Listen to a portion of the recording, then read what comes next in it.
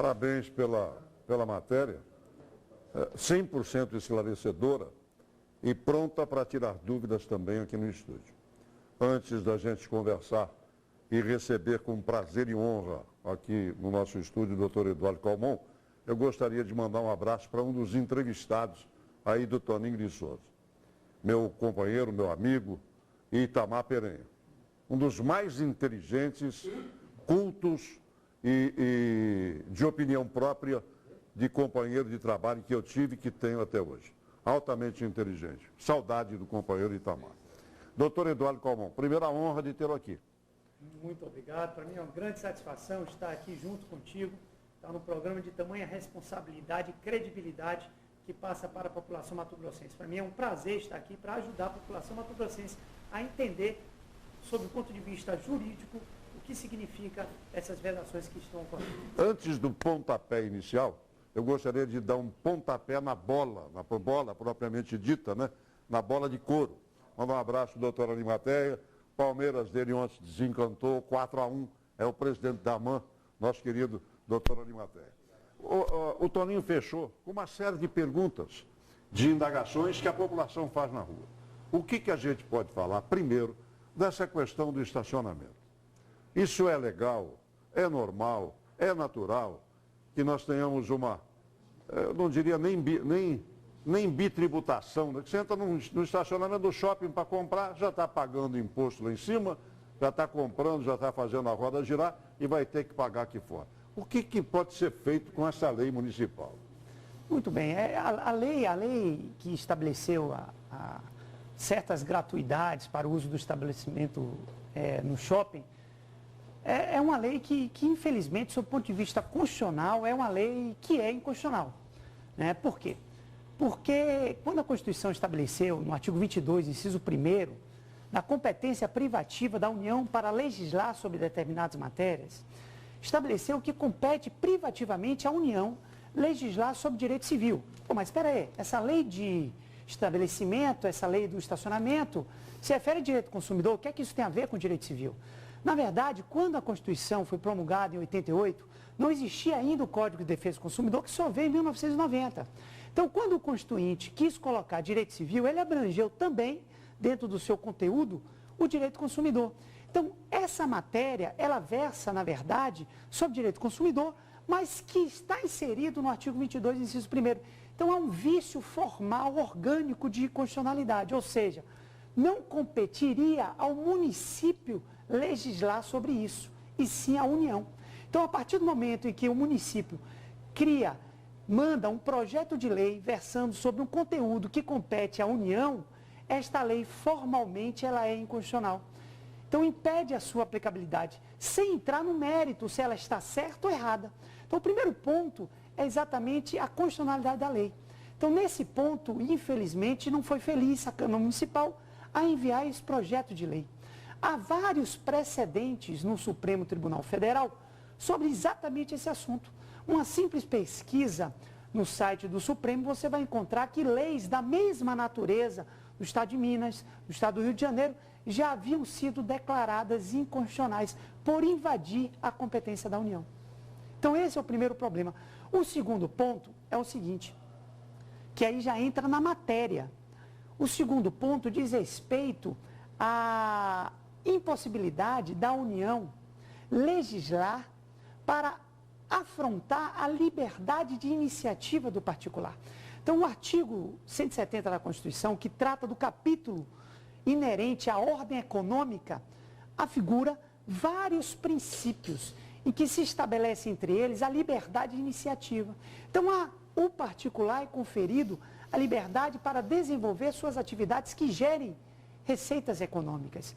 E a União poderia intervir? Poderia, mas não dessa forma, estabelecendo uma gratuidade sobre um serviço a ser desempenhado por um particular. Poderia a União intervir como uma forma de incentivar ou desincentivar um comportamento por meio das contribuições que recaem sobre o domínio econômico, que não se trata do caso. Então, infelizmente, é uma lei que favorece a todos nós. A gente vê realmente o espírito do legislador em retirar um pouco a carga financeira, porque não é tributária, a carga financeira dos ombros do consumidor, mas que Felizmente, nós temos um sistema jurídico que deve ser preenchido de acordo com os parâmetros normativos constitucionais. Uma vez fugindo desses parâmetros, a Justiça precisa fazer o seu papel de reconhecer que, infelizmente, o município invadiu a competência da União e assim se pronunciou, acredito eu. Sim, né? Então é uma usurpação Exato. de direito que a Câmara e esses outros estados que o senhor citou, né? ela enveredou para uma usurpação de direito. Infelizmente, elas ultrapassaram o limite de sua competência, né? Elas invadiram a competência que caberia à União, né? Então, por exemplo, imaginemos nós que o município de Cuiabá resolva mandar um projeto de lei criando uma figura penal. Não pode. Por que não pode? Porque criar crimes e descrever penas é da competência de quem? Da União. Por isso que nós temos um Código Penal para todo o território brasileiro. E assim não seria diferente em relação ao direito consumidor. E o novo Código Civil, já que é da tua alçada, doutor, o senhor é juiz do civil, né? O novo Código Civil trata disso, vai tratar disso? O senhor já tem conhecimento do novo Código?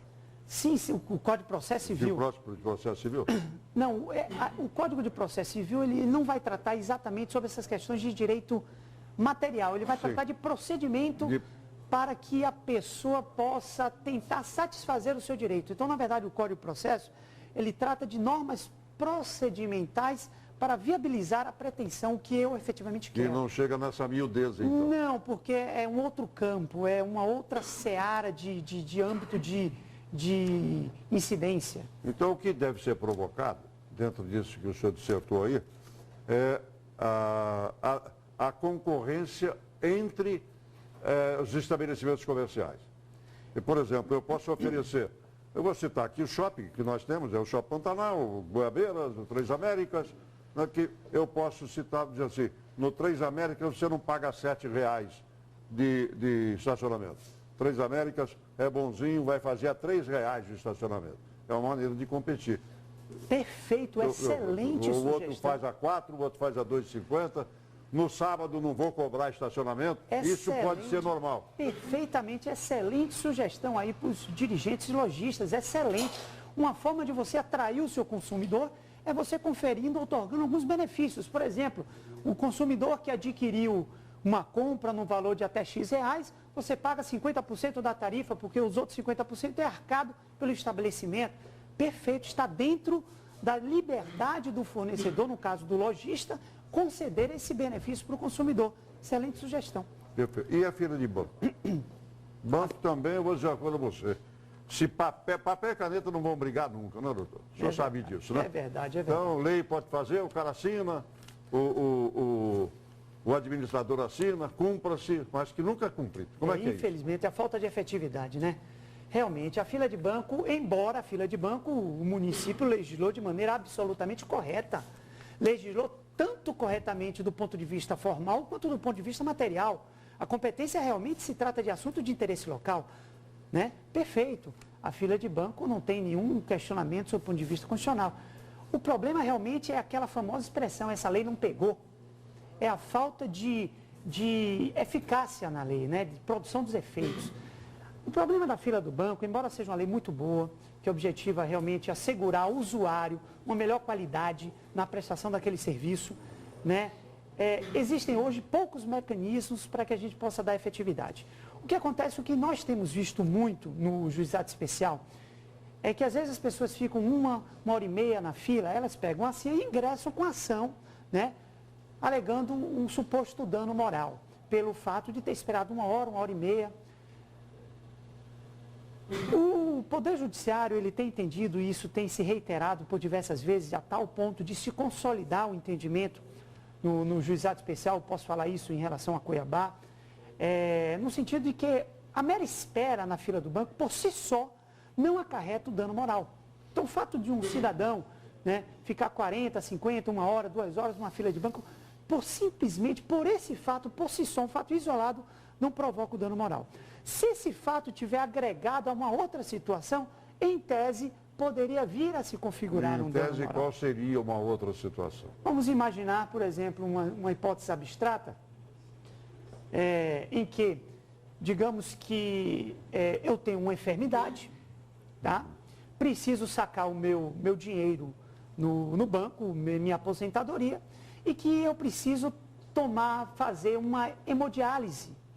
Comunico o fato para o banco, tá? E diante de eu comunicar o fato, olha, eu preciso ser atendido até 30 minutos, porque senão eu não consigo pegar o meu ônibus para fazer a minha hemodiálise. E diante desse fato, o banco me deixa 2 horas e meia a ponto de me causar um prejuízo, de eu perder a minha hemodiálise naquele dia. Sim. Neste caso, a fila do banco lhe trouxe um prejuízo concreto, né, em que ficou configurado. Seria uma hipótese em que, em tese, caberia um dano moral, na minha concepção. Tudo bem? Perfeito. Perfeito? Então, veja só, eu vejo hoje uma saída para a fila do banco. Qual seria? A saída para a fila do banco hoje, na verdade, seria a seguinte: o problema da fila do banco hoje fica em torno de interesses individuais. Então, quer dizer, eu sofro um suposto dano moral em razão de ter ficado 6, 7, 70, 80, 90 minutos esperando para ser atendido, mas, na verdade, o prejuízo que o banco causa, ele não causa aquele prejuízo para mim individualmente. Ele causa aquele prejuízo para uma coletividade indeterminada. Vejo hoje como a possibilidade das questões de não cumprimento da lei municipal que estabelece a fila de banco ser móvel, ser motivo para que o Ministério Público haja no seguinte sentido, de propor uma ação coletiva, uma ação civil pública, com o objetivo de estabelecer multas, as quais serão destinadas aos próprios bancos, para que eles, uma vez fiscalizado pela instituição do Ministério Público, possa utilizar esses recursos para aprimorar, melhorar a prestação daquele serviço. Não adianta o consumidor ingressar com ação individual, em que ele vai obter a sua satisfação, mas o problema não será resolvido. O problema persistirá, atingirá outras pessoas. Ao passo em que, se o Ministério Público ou a Defensoria Pública, que ambos têm legitimidade para tanto, propor uma ação de natureza coletiva e por meio de uma multa das instituições financeiras, utilizar aquele valor para que os próprios bancos possam melhorar a prestação do seu serviço, vai atender muito mais o interesse de todos. Diminuir um pouco a ganância, né, doutor? Os banqueiros, né? Sim, Na crise, quem mais ganha dinheiro é o banqueiro, quem mais sofre é quem trabalha. Porque o senhor tem 10 guichês a serem preenchidos, o senhor tem 2 trabalhando. Esse é que é o grande problema. Exatamente. Também. Mas isso aí realmente acontece. O consumidor, infelizmente, ele acaba sendo, Nós de certa pagamos forma, lesado. O senhor também é consumidor. Sim, claro, sem sombra de dúvidas. Assim como eu já tive a oportunidade de julgar ações em que consumidores pediram o direito de receber um dano moral por fila do banco, eu também já fiquei 2, 3 horas esperando para ser atendido. Isso é uma situação em que, felizmente, todos nós passamos e que todos nós precisamos de uma medida única para que o problema seja resolvido. E essa medida única tem que ser por meio de uma ação que vai defender o interesse de todos e não o interesse individual de um cidadão que foi afetado. Doutor Eduardo Calmon, muito obrigado. Foi uma honra tê-lo aqui. Para mim é com grande satisfação de estar aqui, tá certo? Eu deixo aí um grande abraço aí aos telespectadores do Cadeia Neles, programa de extrema responsabilidade, credibilidade. Realmente a população do Mato Grosso está bem assistida aqui na TV Gazeta. Muito obrigado. E só fechando aqui, eu já comentei isso com o meu querido Lúcio Soares, que já está a posto para o Jornal do Meio-Dia, com relação aos banqueiros, né? Ainda com a presença do doutor Eduardo Calmon aqui. A verdade é essa. Banqueiro no Brasil é a história do Chapeuzinho Vermelho. Chapeuzinho perguntando para o lobo: vovozinha, por que esta boca tão grande? Aí o banqueiro responde: é para te comer. É isso que os banqueiros fazem conosco aqui.